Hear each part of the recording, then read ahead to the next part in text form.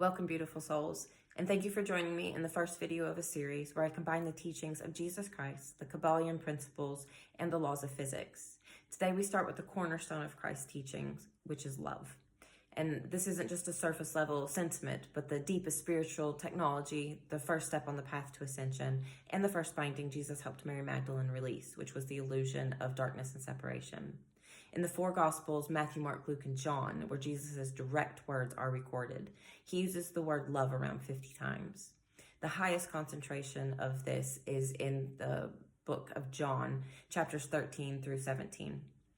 And Jesus often refers to love as the ascension or the essence of the divine relationship.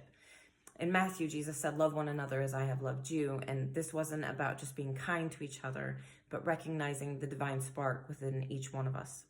Love for Jesus was not just something he taught, he embodied it.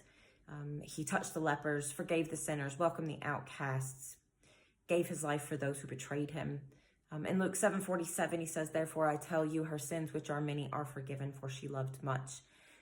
But he who is forgiven little loves little." And this is the clearest example of love transforming someone's state. Her deep love is what leads to forgiveness and spiritual transformation. Matthew 5:44, "But I say to you, love your enemies and pray for those who persecute you." This is transformational love in its most radical form.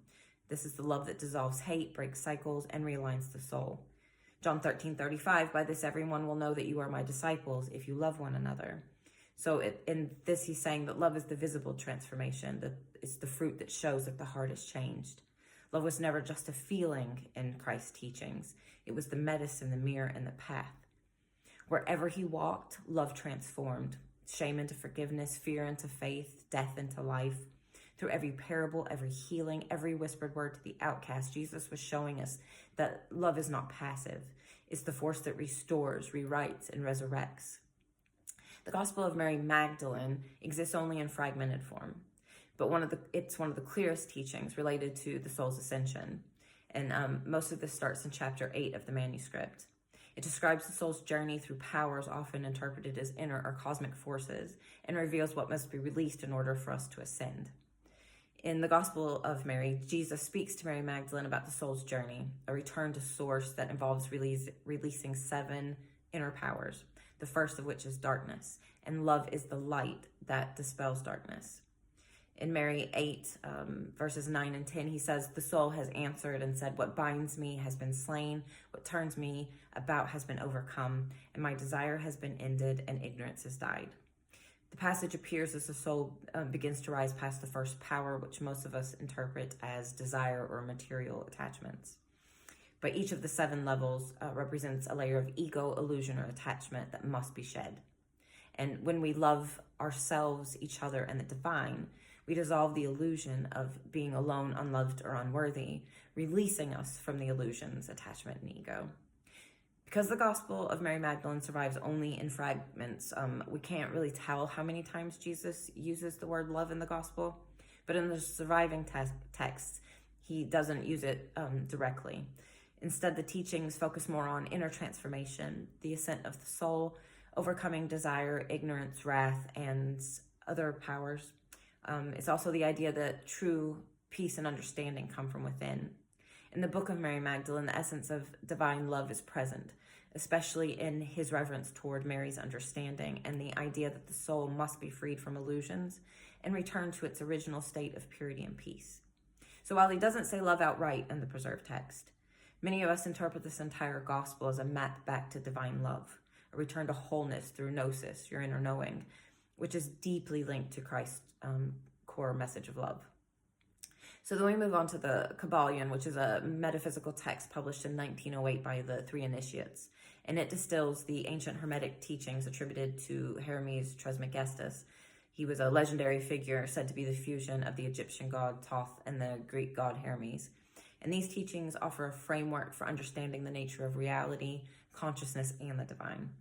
At its heart are the 7 Hermetic principles, which are universal laws said to govern all creation, from physical to the spiritual. And these principles reveal that the universe is mental, vibrational, and rhythmic. And by aligning with these truths, we can become conscious co-creators of our own reality and all reality. The first Hermetic principle is mentalism. The all is mind. So everything begins in the mind: creation, reality, even the illusion of darkness and separation. When we choose love in thought, we align with the divine mind, the source of all creation. Love then isn't just a feeling, it's a conscious act of reprogramming reality. It's the key that dissolves illusion and draws us back to the light of who we truly are.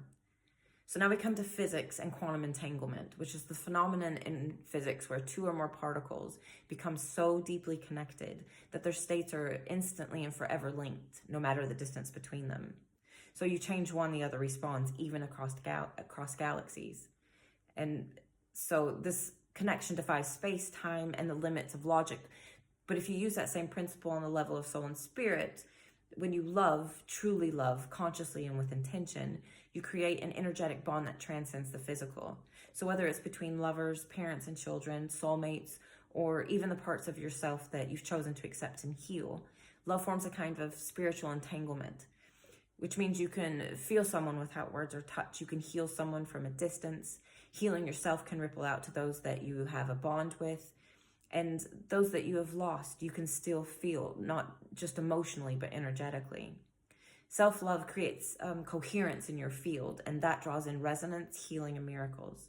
So just as quantum physics shows us that separation is an illusion, love reminds us that the deepest connections are not broken by distance, death, or time. They are eternal threads in the fabric of the divine. So as we close, may you remember, love is not a concept, but a current. It's the river that carves through the fear, the flame that dissolves the illusion, the frequency that rebinds us to the divine and to each other. You are not alone. You have never been alone. And let this be your prayer and your power. I choose love as my path, my teacher, and my home. Next time, we'll explore compassion, the second liberating force on the soul's ascent. But for now, the ritual in part 2 will seal the truth into your being, and may all that no longer nourishes you blow away like dust in the wind. And I wish you all the best in this awakening. And thank you so much for joining me. See you next time.